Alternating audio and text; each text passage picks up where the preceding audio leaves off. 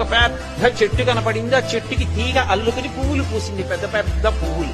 రాముడు చటుక్కున ఆగన్నాడు, లక్ష్మణ చూశావా, నీ చెట్టుకి చెట్టుగా అందం లేదు, ఈ తీగ చెట్టును అల్లుకుంది, అందుకు నీ చెట్టుకి ఇంత అందం వచ్చింది. నేను చెట్టు లాంటి వాణ్ణి, కానీ నాది కాదో గొప్ప. ఇటువంటి భార్య దొరికింది చూశావా, ఐశ్వర్యం అంతా వదిలేసి కూడా నన్ను అనుగమించి వచ్చింది. నీ వదిన వల్ల నా మనశ్శాంతి. సీతమ్మంది, ఏమో లక్ష్మణ ఆయనకి అలా అనిపించింది, కానీ ఎంత గొప్ప తీగైనా ఎంత పెద్ద పువ్వులైనా ఇటువంటి చెట్టు ఆసరా దొరకకపోతే నేల మీద పడితే మేకలు తినుండేవి. అటువంటి చెట్టు ఆసరా దొరికింది కాబట్టే తీగ శోభిస్తోంది. అంటే సీతారాములు ఇద్దరూ కలిసి లక్ష్మణస్వామిని అడిగారు, లక్ష్మణ నిజంగా చెప్పు, చెట్టు వల్ల తీగ కందమా, తీగ వల్ల చెట్టు కందమా అన్నాడు. చెట్టు వల్ల తీగకో తీగ వల్ల చెట్టుకో నాకు తెలియదు, కానీ అల్లుకున్నటువంటి తీగతో కలిసి ఉన్నటువంటి చెట్టు కింద విశ్రాంతి తీసుకునే అదృష్టం పొందిన బాటసారినైనా నా అదృష్టం.